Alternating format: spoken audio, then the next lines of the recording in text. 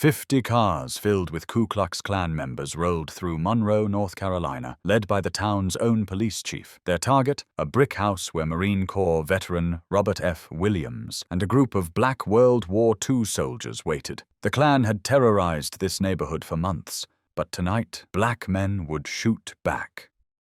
Monroe, North Carolina sat 30 miles southeast of Charlotte, a small textile town of 12,000 people where cotton mills provided jobs and Jim Crow provided the rules. The railroad tracks divided white from black, prosperity from poverty, safety from terror. On one side lived the people who ran the town, on the other lived the people who kept it running, cooking in white kitchens, cleaning white homes, working white-owned factories for a fraction of white wages. Robert Franklin Williams arrived back in Monroe in 1955, though calling it an arrival suggests he'd been welcome somewhere else. Born in this town on February 26, 1925, he'd grown up hearing stories from his grandmother, a former slave who'd given him his grandfather's rifle and told him what it meant to survive in a place that wanted you dead. His grandfather had been a Republican organizer during Reconstruction,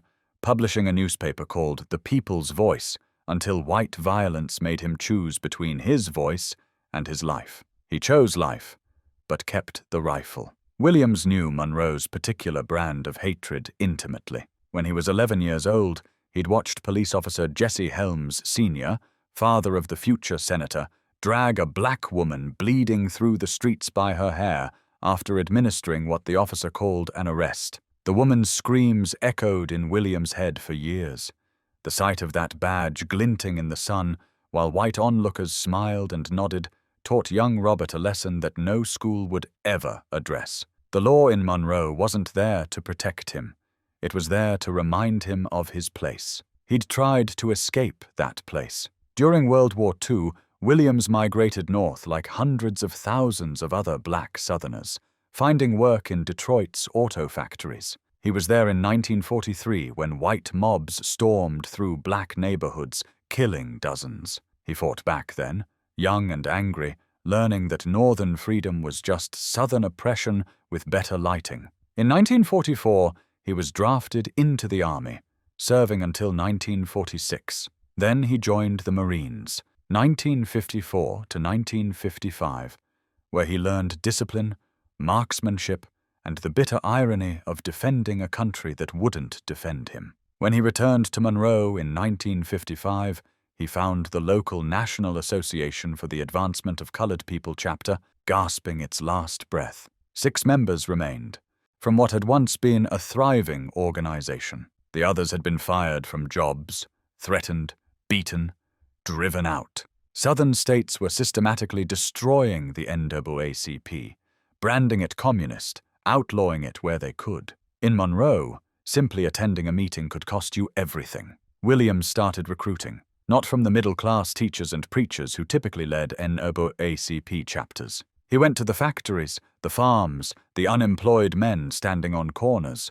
Most importantly, he went to the veterans, men who'd seen combat, who'd been trained to fight, who'd tasted just enough equality in uniform to make segregation unbearable when they came home. Men like Dr. Albert Perry. Dr. Albert E. Perry was everything Monroe's white establishment wanted to deny could exist. A black man with a medical degree, a veteran, a practicing physician at the local hospital. He bought a nice brick house, drove a decent car, and had the audacity to act like he deserved respect. Williams made him vice president of the Monroe NAACP. Together, they set about picking fights the previous leadership would never have dared to start. Their first victory came quiet. In 1956, they integrated the public library. White Monroe barely noticed because White Monroe barely used the library, but Williams and Perry noticed.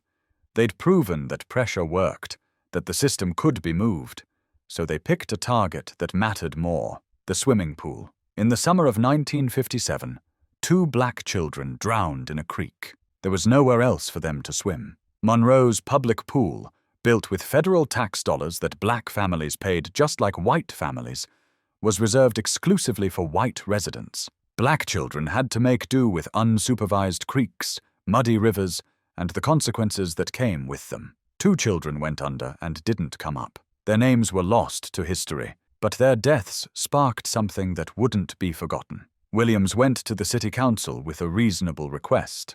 Open the pool to black children 1 day a week, just 1 day. The council's response was a masterclass in creative racism. Draining and refilling the pool after black people used it, they explained with straight faces, would simply be too expensive. Segregation, they suggested, was an economic necessity. Williams had a different analysis. Standing before the council, he delivered a line that cut through Monroe's polite racism like a blade. Segregation, he said, is a luxury that Monroe cannot afford. He organized picket lines. 8 people at first, standing at the pool gates, silent, peaceful, exactly the kind of protest that Martin Luther King Jr. was preaching across the South. And Monroe responded the way Monroe always responded, with violence. Shots rang out at the picket lines. No one was arrested. Law enforcement officers stood by and watched. The message was clear. You can protest all you want, but when the bullets fly, you're on your own. That's when the Ku Klux Klan got involved. The Klan in Monroe wasn't some fringe element hiding in the shadows. In a town of 12,000 people, the press estimated 7,500 Klan members and supporters, more than half the town. They held massive rallies where thousands gathered in their robes and hoods, listening to speakers promise to keep Monroe pure, to keep the races separate, to handle these uppity agitators who thought they deserved to swim in white water. Leading these rallies was James William Catfish Cole, a South Carolina Klan organizer who'd made Monroe his personal project. Cole was the Klan's regional heavyweight, a man who commanded respect in white supremacist circles, someone who got things done. He held rallies where he specifically named Williams and Perry, calling them communists, troublemakers, threats to the Southern way of life. Then his followers would pile into their cars and form motorcades. Here's where the institutional betrayal became impossible to ignore. Monroe's police chief, A.A. Morney, didn't try to stop these motorcades. He led them. Squad cars with flashing lights would escort 50, sometimes more, Klan vehicles through Monroe's streets. The procession would wind through town, then head across the railroad tracks into Newtown, the black section, and there they'd drive past specific houses, firing guns into windows, throwing bottles, shouting threats, while the police chief made sure they had safe passage. Dr. Perry's house became a favorite target. Night after night, the motorcade would roll past, and gunfire would erupt. Perry, his wife, his children, huddling inside while bullets punched through walls. He'd call the police.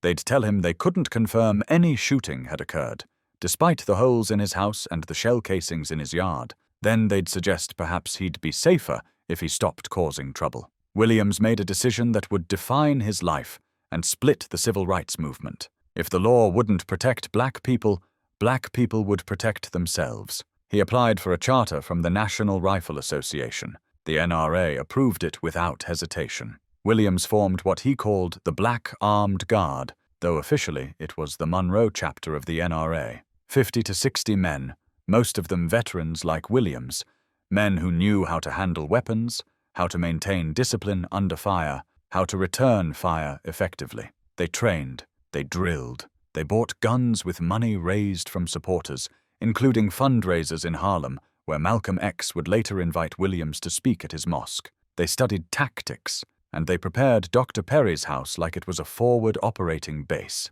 By October 1957, tensions in Monroe had reached a breaking point. The Klan's motorcades continued, increasingly brazen. White Monroe had circulated petitions to have Williams and Perry driven from town. Anonymous death threats arrived daily. Williams' insurance company cancelled his coverage, citing the risk. When he asked the police chief why his insurance was cancelled if there was no danger, the chief had no answer. On October 5, 1957, the Klan decided to make their point permanent. They were going to Dr. Perry's house, and this time they weren't just going to shoot at it. They were going to burn it down with everyone inside. Williams got word through the black community's network. People who worked in white homes, who overheard conversations, who understood that information meant survival. The Klan was coming, in force. tonight. Williams and his men moved into Perry's house that afternoon. They stacked sandbags along the windows. They positioned men with clear fields of fire. They made sure everyone understood the plan. No one fires first, but when they do fire, we fire back. Aim low. Disable. Don't kill if possible. Make it clear we're serious without giving them martyrs. As the sun set, they waited. Perry's family had been moved to safety. Inside the house were only men who'd made peace with what might happen next. Veterans who'd survived war only to find themselves at war in their own hometown. Men who'd sworn oaths to defend their country and were now defending their community from their neighbors. The sound reached them first. Engines. Lots of engines. Then the glow of headlights. Dozens of them, winding through Monroe's streets. The motorcade rolled past City Hall, past the courthouse, past the nice white neighborhoods where people watched from their porches like it was a parade. Then it crossed the tracks into Newtown. 50 cars or more, packed with Klan members in full regalia. At the front, Monroe Police Chief Morney's squad car, lights flashing. The motorcade snaked through Newtown streets, and residents who'd seen this before pulled their children inside, turned off their lights, prayed this night wouldn't be the night someone they loved got killed. The procession turned onto Perry's Street. The cars slowed, then stopped, engines idling. Men began to emerge, white robes gleaming in the headlights. Some carried torches, some carried guns. All of them carried the certainty that this was their town, their right, their prerogative to do as they pleased. Then the shooting started. Later, both sides would claim the other fired first. What's certain is that gunfire erupted from the Klan's motorcade, slamming into Perry's house. Bullets shattered windows, punched through the brick, tore through the front door. The roar was deafening, dozens of weapons firing at once. Inside the house, Williams gave the order. Fire! The response was disciplined, controlled, exactly what you'd expect from trained soldiers. Muzzle flashes erupted from Perry's windows. The veterans inside had positioned themselves for overlapping fields of fire. They aimed low, at car tires, at legs, at anything that wasn't lethal but would make their point crystal clear. The Klan had never experienced this. In all their years of terrorizing black neighborhoods, shooting into homes, burning crosses, inflicting violence with impunity, they'd never faced organized armed resistance. The psychological impact was immediate and total. These weren't victims cowering in the dark. These were soldiers returning fire. The Klan panicked. Men in white robes scrambled back to their cars. Engines roared to life. Tires squealed. The entire motorcade broke formation and fled in every direction, some cars running into each other in their desperation to escape. Within minutes, the street was empty except for abandoned robes, dropped torches, and the fading sound of engines racing back across the tracks to the safety of white Monroe. Inside Perry's house, Williams and his men held their positions. No pursuit, no celebration. They maintained their perimeter through the night, knowing retaliation might come. But it didn't. The Klan had been routed, humiliated, driven from a black neighborhood by black men with guns. The next morning, Monroe's city council held an emergency session. The same council that had said they couldn't afford to let black children swim. The same council that had turned a blind eye to months of Klan terrorism. They passed an ordinance effective immediately. The Ku Klux Klan was banned from Monroe without a special permit from the police chief. That ordinance was the first crack in Monroe's wall of white supremacy. Not because the council suddenly developed a conscience, but because armed black veterans had demonstrated something white Monroe couldn't afford to ignore. In Williams' own words, racists consider themselves superior beings and are not willing to exchange their superior lives for our inferior ones. They are most vicious and violent when they can practice violence with impunity. The shootout barely made the news. The Monroe Journal mentioned it briefly. 3 black newspapers covered it. The national press ignored it completely. Just 3 months later, when the Lumbee tribe would rout the Klan in a similar confrontation, national media would descend on North Carolina, Life magazine would run photo spreads,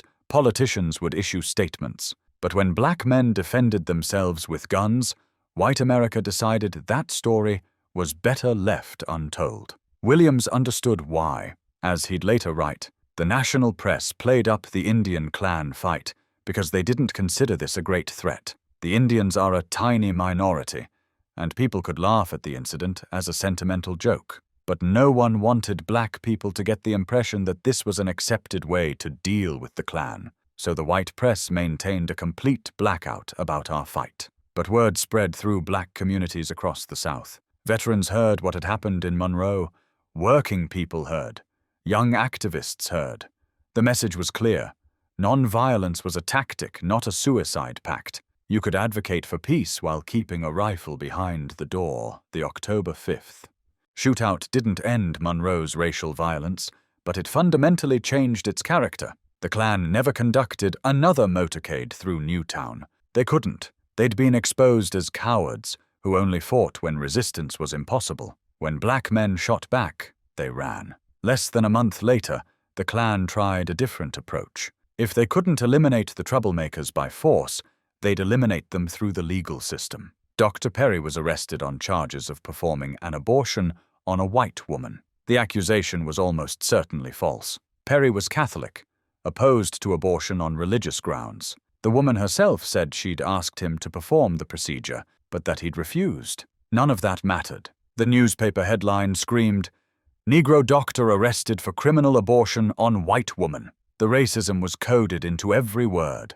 A black man's hands on a white woman's body, even in a medical context, was treated as inherently criminal. Perry was jailed. Williams led armed demonstrations at the courthouse, hundreds of black residents openly carrying weapons, demanding Perry's release. A white benefactor posted $7,000 bond. Perry was freed, but the damage was done. His trial came almost exactly a year after his arrest, October 21st, 1958. He was convicted and sentenced to 5 years in prison. Released after serving just over a year, Dr. Albert E. Perry never got his medical license back. He'd lost his profession, his livelihood, his future, for the crime of standing up to the Klan. The system had accomplished through legal proceedings what the Klan couldn't accomplish with guns. Meanwhile, Williams faced his own reckoning with the broader civil rights movement. In late October 1958, just days after Perry's conviction, a case exploded that would make Williams an international figure. 2 black boys, 9-year-old James Hanover Thompson and 7-year-old David Fuzzy Simpson, had been playing with white children. During a kissing game, a 7-year-old white girl named Sissy Sutton kissed both boys on the cheek. When she mentioned it to her mother, white Monroe reacted with hysterical rage. The mother washed her daughter's mouth with lye. Armed men hunted for the boys. Police arrested James and David, handcuffed them, took them to jail, and spent 6 days interrogating them without allowing them access to parents or lawyers. They were beaten, threatened with lynching, told they'd raped a white girl. Judge Hampton Price heard the case. Such as it was, the boys had no legal representation. They stood silent, terrified. The judge interpreted their silence as a confession. He sentenced both boys to indefinite terms in reform school, possibly until age 21, for a kiss that a white girl had initiated. Williams mobilized international attention. He contacted journalists in Europe. He worked with activists in New York to form the Committee to Combat Racial Injustice. He turned the kissing case into a global embarrassment for the United States, with demonstrations in Paris, Rome, and Vienna. Former First Lady Eleanor Roosevelt intervened with North Carolina's governor. President Eisenhower received thousands of letters. After 3 months, on February 13, 1959, Governor Luther Hodges pardoned the boys without explanation or apology. They were released.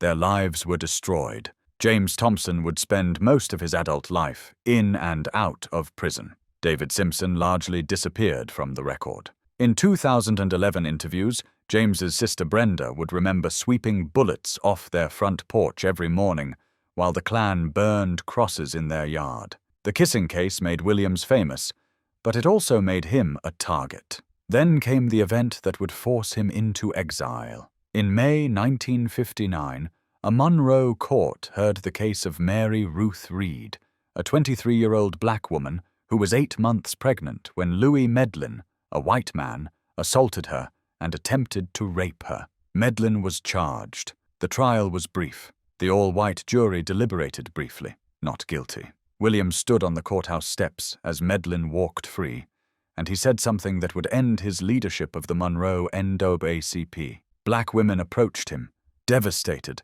asking what they were supposed to do now that white men knew they could assault black women with impunity. Williams told them, "We cannot rely on the law. We must defend ourselves. If it takes violence to get justice, then we must meet violence with violence." The next day, National NAACP head Roy Wilkins called. Williams confirmed he'd made the statement and would repeat it. Within hours, Wilkins suspended Williams from the NAACP for 6 months. The organization Williams had rebuilt from 6 members to hundreds, the chapter that had achieved what no other Southern NAACP chapter had dared attempt, was now too militant, too aggressive, too willing to fight back. Williams didn't stop. He founded a newsletter, The Crusader, continuing his grandfather's tradition of publishing. He continued organizing. In 1961, when Freedom Riders came to Monroe, Williams' armed guards protected them. When white mobs attacked nonviolent demonstrators, Williams' men formed defensive perimeters. Martin Luther King Jr. refused to visit Monroe specifically because Williams' armed guards were there. The philosophical divide between nonviolence and self-defense had become irreconcilable. On August 27, 1961, violence erupted in Monroe again. Freedom Riders had been demonstrating. White mobs attacked. In the chaos, a white couple from a nearby town, Bruce and Mabel Stegall, drove into Newtown by accident. Residents surrounded their car, thinking it was part of the mob. Williams personally intervened, brought the couple into his own home for protection, kept them safe for 2 hours until tensions cooled and they could leave unharmed. The Steggalls left safely. Then Monroe Police Chief Morney, the same man who'd led KKK motorcades, told Williams, "In 30 minutes you'll be hanging in the courthouse square." The FBI issued a federal warrant for Williams' arrest on kidnapping charges. The couple he'd protected claimed he'd held them hostage. Williams knew what was coming. Monroe's law enforcement, which had never arrested a single Klansman for terrorizing black neighborhoods, was about to lynch him legally. He and his wife Mabel fled, first to Canada, then to Cuba, then to China. He wouldn't return to the United States until 1969. From Exile in Cuba, Williams broadcast Radio Free Dixie, a weekly program featuring jazz, blues, news, and commentary directed at black listeners in the American South. He wrote his book, Negroes with Guns, published in 1962, which would become essential reading for a new generation of activists. Huey Newton and Bobby Seale would cite it as inspiration for the Black Panther Party, the idea that black people had the right to defend themselves with weapons, that armed resistance was a legitimate response to armed oppression. Spread through the Black Power movement of the late 60s, the kidnapping charges were finally dropped in 1975. Williams returned to Michigan, where he lived quietly until October 15, 1996, when he died of Hodgkin's lymphoma at age 71. Rosa Parks delivered his eulogy in Monroe, the town that had driven him into exile for daring to suggest black people deserved to swim in public pools. The night of October 5, 1957, changed nothing and everything. Monroe remained segregated. The Klan remained powerful. Racism remained the law. But something had shifted. Black men with military training had demonstrated that white supremacist violence wasn't cost-free. They'd shown that victims could become defenders, that terror could be met with resistance, that the oppressed didn't have to die quietly. History tried to forget that night. The civil rights narrative we teach emphasizes non-violence, peaceful protest, moral suasion. We celebrate the bus boycotts and sit-ins, the marches and speeches. We're less comfortable acknowledging that sometimes black people survived because they had guns and knew how to use them, that veterans who'd fought fascism overseas came home and fought it at home, that the Klan stopped terrorizing certain neighborhoods because they knew armed men waited in the darkness. Robert F. Williams never apologized for October 5th. In his book, he wrote, "It has always been an accepted right of Americans, as the history of our western states proves, that where the law is unable to enforce order,